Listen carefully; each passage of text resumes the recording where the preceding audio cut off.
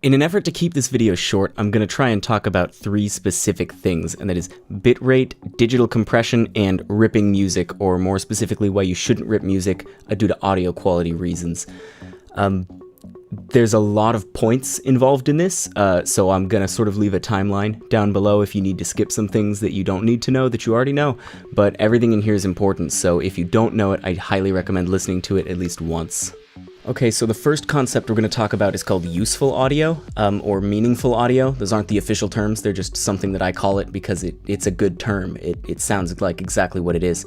So, useful audio is the audio that you actually hear and actually affects how the sound is perceived for you. So, there are certain things that you just won't hear. For example, if there's a very loud sound and a very quiet sound at the same time, you're not going to hear that quiet sound. It's like trying to talk to your friend while a train's going by.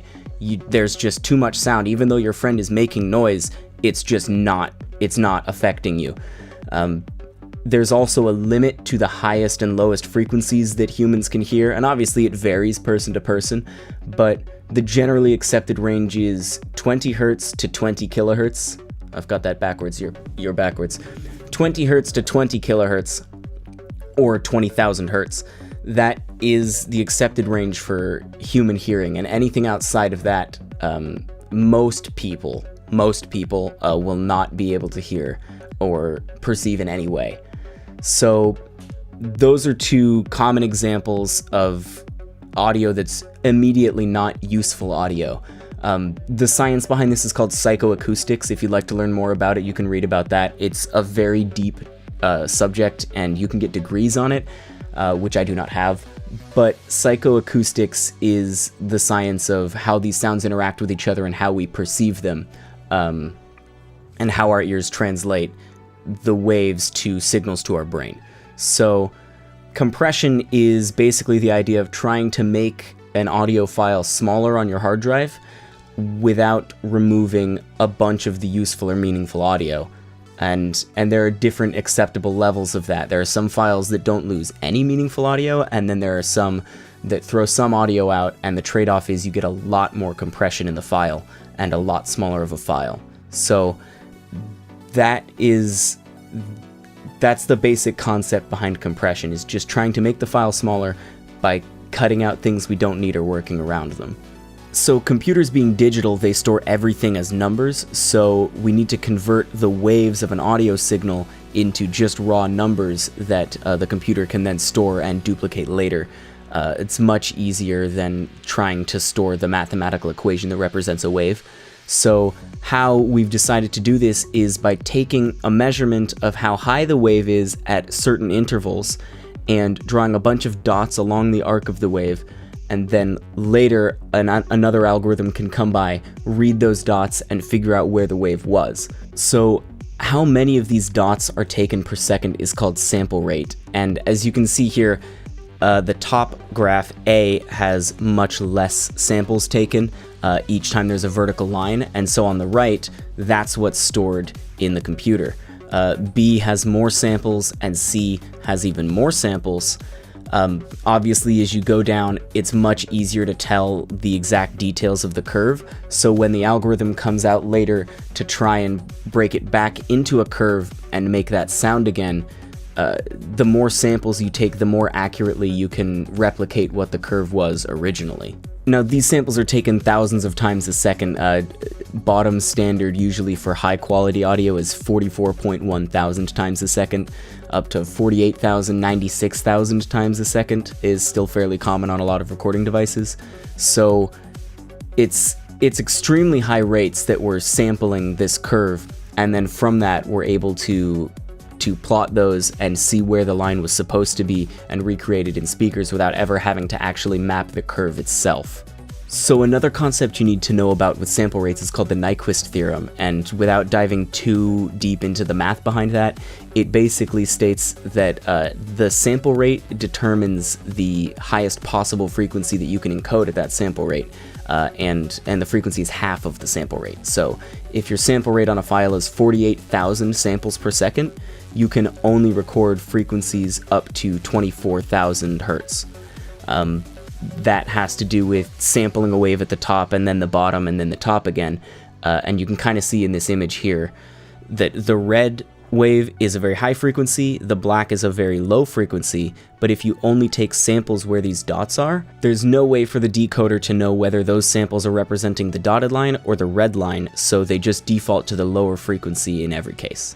Now remember when we were talking about the human hearing range that it only goes up to about 20,000 hertz in most humans, so a 44.1 thousand sample rate allows us to encode frequencies up to 22.05 kilohertz. So it's still above our meaningful audio range. We're not really losing anything important. So most MP3s are at 44.1, and that's totally fine for most humans. The next concept we have to talk about is called bit depth. It's a quite similar issue with how computers turn a wave into a bunch of dots. So while it samples a certain amount of times per second, there's also the question of how precise are you sampling where the wave is? Are you just sampling whether it's closer to the top or the bottom? How many steps do you have for that dot? So the bit depth is how many bits are you using to store the height of the wave, and that gives you more levels of precision. So again, the closer the dots are and the more of them you have, the easier it is to replicate the original curve. So as you can see in this photo, this is of a bit depth of 4. And 4 bits is 16 numbers. That's a binary thing. If that doesn't make sense to you, feel free to Google it. So for each sample here, there are 16 options, which is ranked from -8 to 7 as to how high the dots can be. So you can see some are right on the line, some have to round a little bit, like that 4th sample has to round up to a 7, it's really more of a 6.6.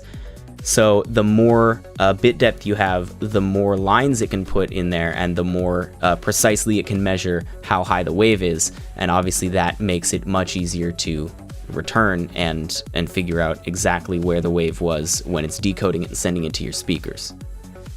Okay, we have finally arrived at bitrate. So bitrate you've probably heard of. It's the thing that's attached to all the files you buy on Beatport and anywhere else. It's the thing that you see people screaming about in forums when complaining about low quality files. Bitrate is essentially a measurement of, well, the rate at which bits are taken up on your hard drive. So it's usually measured in kilobits per second, which is just how many thousands of bits are taken up on your hard drive every second of audio.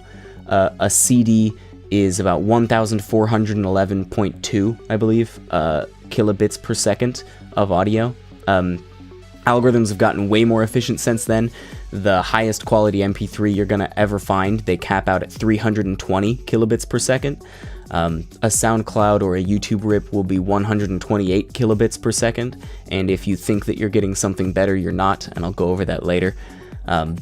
And then lossless files can go up and up and up depending on their settings, waves and FLACs, you can get much higher. So if you wanted to figure out the bitrate of a file, you can literally just multiply how many samples per second it's taking times the bit depth, which is how many bits it's using per sample, usually times 2, because left and right audio are going to be 2 separate channels that are encoded separately, and there's your bitrate. There's no real reason to do that by hand, but if you wanted to do that, you're more than welcome to. There's also 2 types of bitrate. There's CBR and VBR. So CBR stands for constant bitrate, which just encodes a certain amount of bits every second, no matter what the audio is. That's how detailed we're putting in there. That's the file. VBR is variable bitrate, and it's a little smarter sometimes. So it'll try and take the bits of audio that aren't as detailed, like maybe there's some silence at the beginning and the end of the track, or maybe there's some bits with just a sine wave that's not that hard to encode, and it will use those in a much smaller encoding. So it isn't using all of the bits per second for those, and it's saving some of them, and then it can use that extra detail later on. So you end up with either the same size of file or slightly smaller of a file, while still ideally retaining all of that quality. So it's just another method of compressing a little bit more to get the most bang for your buck hard drive wise. Those are ranked from V10 to V0, V0 being the highest quality. And then going down the line, it's just how sensitive it is to switching between high and low encoding for the bit rate.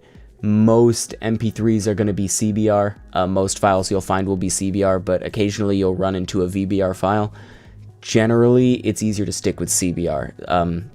Some players can't play VBR files, for instance. They aren't prepared to track the bitrate bouncing all over the place, and it's just simpler. Hard drive space is very cheap nowadays. You really don't need to save that much unless you're trying to cram every single tune you can onto a 12 gig flash drive.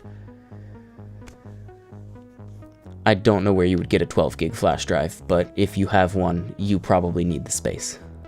Okay, so that was a lot of information, and most of it you don't really need to know, but it's good to hear at some point because it's very important to, at least in the back of your head, kind of understand how audio works digitally if you're going to be working with it.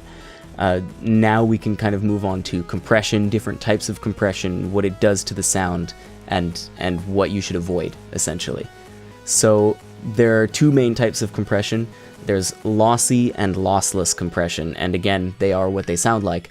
So lossless doesn't lose anything, it doesn't lose any audio quality at all. It's what's called completely reversible compression. Anything that you do to the audio file can be worked backwards to get the original file, no matter how big it was. The other type is lossy compression, which does lose some audio quality while drastically reducing the size of the file. So lossy compression is much more popular for consumers and for most purposes. A lot of musicians prefer lossless because the encoder isn't affecting the sound of the song. It sounds like what the song sounded like when they made it. So we generally prefer lossless if possible, but lossy is just so much easier to work with, and both are totally fine. So there are some versions of lossy that will lose little to no meaningful audio, and some versions that will cut out quite a lot of meaningful audio to the effect of a massive file size reduction. It just depends on what you're using them for and what you need. So there are two main ways that lossy compression saves space on your hard drive. One is by cutting out that non-meaningful audio that we were talking about earlier, and the other way is by not repeating itself. So most encoders use something called Huffman coding, which is quite similar to how zip files work. Basically, it attempts to not repeat itself. So if you are playing a song that has a very repetitive kick the whole way through, techno, and you didn't want to encode that kick every single time, what you can do is find the sound of the kick, encode it once, and then just label that kick. And that's a much smaller thing to encode than the whole sound wave. Then every time the kick comes along, you can just say kick, kick, kick, and the encoder or the decoder, when it comes by to produce the sound, will see that you've written kick there, go back and find the original kick sound and just copy and paste it into there. So you can store much smaller tags as opposed to re-encoding the same wave over and over again. Okay, so we've finally gotten to some numbers that you're probably familiar with. 128, 256, and 320. These are three of the most common ways that music is encoded in an MP3, and what they're referring to is just the bit rate. So obviously 128 takes significantly less space. It takes 128 kilobits per second versus a 256 or a 320. The problem is that you're cutting out a lot of useful audio when you're trying to compress it that much. These encoders were designed for certain things, and there are just some things that they're not meant to do. Audio in a public setting like a venue should not be a 128 or even a 256. They were just not designed to be put through that big of a system. They were designed for YouTube streaming and headphones sometimes and your car and broadcast. They're not meant for public display. One of the main problems that you get is the sample rate goes down. So in order to save space, just take less samples per second. Seems easy, but a 128 only has 32,000 samples per second only. It's a large number, but it only has 32,000 samples per second, which means that, like we were talking about earlier, the highest frequency it can encode is 16 kilohertz. Now, everything between 16 kilohertz all the way up to 20 that you would normally be able to hear, that gets cut off. You lose a little bit of your high frequencies, it can sound like the audio is coming through a wall a little bit. Because of that, it also adds some, I call them subharmonics, where it should be reading those samples or those waves, but instead it's assuming that they're below that. That's another problem you get. Low end gets more distorted because it's harder to sample a smooth sine wave with less samples. It seems more jagged, so you get some extra harmonics that way. There are a lot of problems with 128 and to a lesser extent 256. 256 cuts off at 18 kilohertz. It has a 36,000 sample rate, but your problem is you're still losing from 18 to 20. A 320 MP3 cuts off at 20,000 kilohertz. So you're getting your full audio's worth in terms of frequency range, and also a much cleaner representation of the low end of your songs by using it, because it can map those curves much cleaner. As a quick aside, there is one other type of MP3. You can use different encoders to make the same MP3. So different algorithms can slightly have different results with how they take a certain wave and put it into MP3 form. Lame encoder is the most common one. That's the one that almost everything uses. iTunes was using something called the Fraunhofer encoder, which is, I'm mispronouncing that. Yes, I know, I'm American. It is way more efficient. You get smaller file sizes with better audio quality than Lame, except it was patented, so not everyone could use it. iTunes bought rights to do it, but now iTunes is dead. Fraunhofer is kind of accidentally open source now. Some hackers got into it and were able to replicate it and release that version.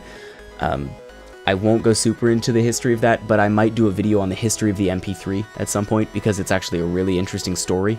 For the time being, we'll keep talking about lame encoders, but just know that there are some other encoders that can make MP3s, and they can get better results. For example, a 320 MP3, that is the biggest you can get, a lame encoder cuts off at 20 kilohertz. A Fraunhofer encoder can actually get up to 22 kilohertz out of the same bitrate. Okay, so aside from MP3, there are 5 other really common types of audio file that you may be working with. Those would be WAV, FLAC, AAC, ALAC, and AIFF. AAC is lossy, and all of the others are lossless, but there are pros and cons to each of them, so we can go over those now. WAV and Apple's version AIFF are both great lossless file formats, except that they're very large.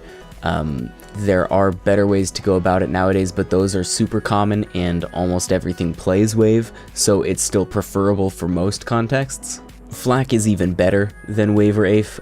It's lossless just the same, so exact same sound quality, but much smaller file sizes. So FLAC is super nice. The only problem with FLAC really is that not everything plays FLAC. Some older media players and CDJs don't support FLAC, so to be safe, I generally try and stick with WAV. Storage size, like I said, isn't that expensive nowadays. You can get big flash drives and big hard drives for pretty cheap, so it's in your best interest to keep a WAV of almost every song in case you need to play it out. ALAC stands for Apple Lossless Audio Codec, and it's basically Apple's take on FLAC. However, it's not quite as efficient, so the files are a little bigger, and ever since iOS 11, FLAC has been supported on iOS anyways, so ALAC has kind of fallen out of use because FLAC is more efficient and supported on everything. So there's no real reason to use ALAC anymore. If you have any ALAC files, just convert them to FLAC. So AAC is intended to be the next generation of commonly used or widespread lossy codec. It's designed to replace the MP3, and by all accounts it does way better than the MP3 on basically everything. It has more options for multiple channels, it has a way better compression. You can get smaller files with the same or better audio quality than you could with an MP3. Society hasn't really made the jump there yet, but other than that, it's a fantastic codec, and I highly recommend using it. And a lot of media players use it because it's been around for a while, so they're pretty safe to use. Generally, when you buy things, they'll still be MP3 for the most part, because that's what everyone uses. That's what's supported on 100% of devices, nearly 99% of devices. And most people don't need that little extra jump in quality. They won't notice, or they don't care. But as musicians, we always want to strive for the highest quality we can. So I would recommend starting to move your library that way if at all possible. There's another encoder called Opus, which you may still see around. It's not as common. It's used primarily with streaming companies. It's very efficient and very lightweight on your processor, so you can stream audio in real time without any buffering on almost any processor or even an old phone. So Opus is very popular for streaming companies or something like that, so you might see Opus pop up every once in a while, but for the most part you won't really run into that.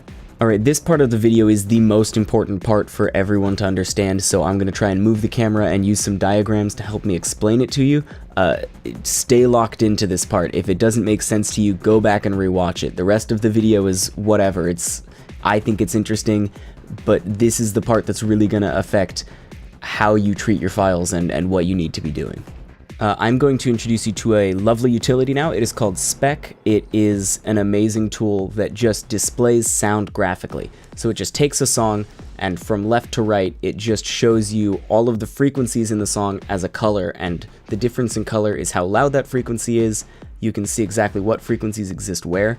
It's fantastic, and you'll need to know it for the next section. Okay, what I'm going to try and explain to you here is essentially why SoundCloud rips and YouTube rips are bad, and to do that I'm going to use the analogy of a painting. So let's say that this is our painting is our song, and we've got some clouds up here, and there's a cloud over here. I failed art school, don't worry about it. There's the sun right there, that's all nice and pretty. And say there's the horizon, and maybe there's a tree out here, right? It's a little Bob Ross moment. I'm gonna make a happy little tree here. There's that one. And let's say there's someone in the foreground. They're very close. It's gonna be a stick figure. That's just how life's gonna be right now. And they've got a balloon. All right, there's our lovely little painting. That is our whole song. So there's a lot of detail, there's a lot of information here, but some of it's more important than others. What we're going to do is map this from 0 to, let's say, 22 kilohertz, right? That's the audio range. Now, when you take a song from a wave to an MP3, a normal MP3 cuts off at 20 kilohertz. We'll say that that's about there. So now what you're getting is a slightly shorter picture, and we're going to do this lightning round style.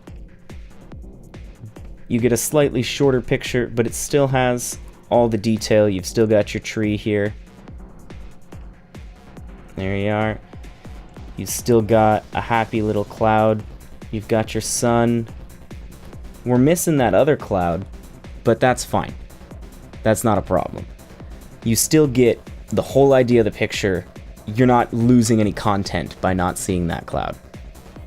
Now let's say you downgrade this to a 128. So here we'll label this, say that's our wave. That's a 320 MP3. Now we're going to downgrade it again, and we're going to downgrade it to a 128. Now a 128, like we were saying, can only encode up to 16. So we'll say that that's about here. Well, we're going to lose everything from 16 to 20. So our new picture is going to look like this. Oh god, this is a really long torso. I feel not great about that, but that's fine. It's an analogy. There's the top of our balloon. We've still got our tree. The tree has survived here. That's our 128. We're missing a bunch of content. Oh, he's got no head, does he? Oh, there we go. Now, just looking at them side by side, you can tell that's not great. And the difference between this and this is with this, you don't even know you're missing anything. That's totally fine. You wouldn't even know that that cloud was supposed to be there unless you'd seen that, and only if you're looking really closely. Now the 128, it's very obvious from looking at that, something's missing here. That's supposed to be something else. This is what you're doing to your songs. You're cutting out relevant information to save space. Now, we can store this song on a much smaller canvas. It's much smaller than that one. But we're missing information. This is a slightly smaller canvas, but we're not missing anything. Now, when you pull audio off of YouTube or SoundCloud, this is what you're getting. And you might not realize it because when you play it from SoundCloud, it's playing this. Or when you play it from YouTube, it's playing this. So you hear it, you download it, and you listen to it on your computer, and it sounds the same, so it's fine. But you're still missing audio. You won't notice unless you side-by-side them or you play them in a big enough venue or on a good enough system that you can tell. On normal earbuds, on normal computer speakers, or in your car, this is totally fine. Your car is not equipped to play all of that well enough for you to notice. Now, some people will say they totally have a website that can rip from SoundCloud or rip from YouTube in a 320. And if you look in the file details, it says it's a 320. It's not a 128. You're right, it is a 320. What you're getting there is this. What you're getting with that 320 is a big canvas. I gotta draw again, I didn't think this through. Oh, these people are getting worse and worse off, I think.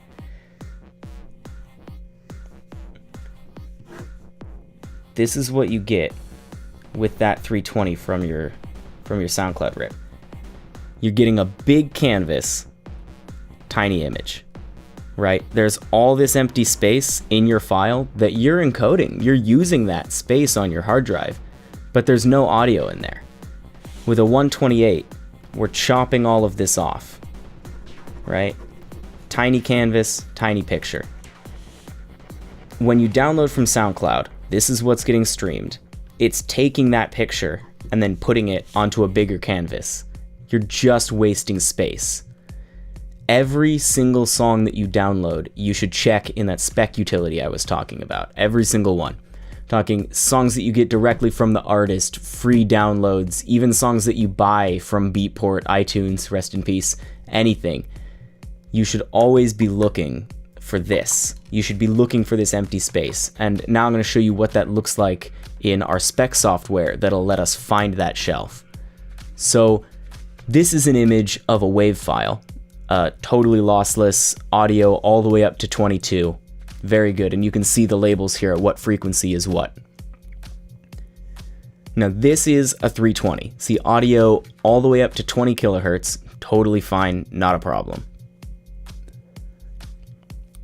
Now this is a 128. As you can see, the audio cuts off at 16 kilohertz, there's no information above it. You will be able to hear that gap and that emptiness and that sound difference in a live venue, even if you can't hear it at home. Now this big gap in audio can exist in a 320, but if you drag a 320 in like this is a file that I've ripped from SoundCloud. It says 320 on it, but very clearly when you look at it in Spek, it has that shelf. And if you didn't check, you probably wouldn't notice unless you listened very closely to every file. If you play this out live, everyone will notice, and the people who work in the industry will be able to hear it and know what's going on. You need to be buying your files or getting them from legitimate sources, not just morally, although that's a whole argument and I believe that you should be supporting the artists that you're playing out, but also because we can tell. We can hear that and it's unprofessional. Okay, so after all that, you probably don't even know what file type you should be using anymore. I'm going to go over a few of the pros and cons of each, and then you can decide what you'd like to use. I've kind of ranked them in order for me personally from a DJ standpoint of what I think is ideal. From a production standpoint, I think that a high sample rate WAV or FLAC are always preferred. But from a DJ standpoint, you kind of have different things that you need out of a file other than just sound quality. Okay, so my first recommendation would be a WAV, of course. It's lossless, it'll play on next to everything. Yeah, it doesn't support ID3 tags, but most DJ softwares have their own tagging system now, Traktor, Rekordbox, Serato, so you don't really need ID3 tags that much. And yes, they are huge, but they're just compatible with everything. It's hard to argue with that. They're gonna play on pretty much every CDJ you're likely to find in any even low range club. If a club has really, really old decks and they don't play Wave, they're probably so old that they're expecting you to play on CDs anyways. You should know that going in. So if you're not sure, always just ask a venue, hey, what kind of equipment do you have there, so that you can be prepared. But almost everything is going to play Waves. Anything that you're going to reasonably run into shouldn't have a problem. Second place would be MP3. It's universal. It will play on any device known to man. I'm sure that I could play one on my watch. They're very small. We're talking 320 MP3s only. You don't want to be playing 256 or 128, but 320 kilobit per second, I almost said byte, didn't though, 320 kilobit per second MP3 is going to be high enough quality for any venue. You can play 320s at ultra main stage, and they're so much smaller. Obviously, they're not lossless, and being a little bit of a purist, like I like the lossless idea, but you'll never have a problem with 320 MP3s. Also, they do support ID3 tagging, if that's your thing. Storing artist name, comments, and all of that embedded in the actual file is great for distribution. So producers, if you're releasing music, it's nice to release it as an MP3 because you can attach your album art, your name, the track length, the album title, the song number. There are a million different tags. So MP3s are nice for distribution. Next, I would say FLAC. FLAC is lossless and much smaller than Wave. The one downfall of FLAC for me is that it's not played on everything. It's played on the 2000 Nexus 2s, but I don't believe it's read on the 2000 Nexus 1s or the original 2000 non-Nexus versions or anything before that. So unless you're only playing in clubs with the most modern setup, FLAC may fail you at some point, and I've definitely shown up at venues expecting 2K Nexus 2s and not been able to play a few tunes because I only had them in FLAC. So while FLAC is a lot smaller and lossless, it's still not ideal for the modern DJ until 2K Nexus 2s and beyond become the new standard for every venue. After that, AAC. AAC is so much better than MP3. Again, the one downfall, it's just not played on everything. It's played on a lot of modern players, though. A lot of modern CDJs have it. To be fair, like I've been saying a few times, storage space is so convenient that an MP3 isn't really going to fill up your hard drive, and most things are already available in MP3. In my opinion, it's not a good use of your time to convert all of your MP3s over to AAC, because that's usually how they'll be available. If they come up as an AAC, keep it. They're great. But you'd be better, it's a better use of your time to find new tracks and organize the tracks that you already have rather than trying to convert everything over in a big render farm.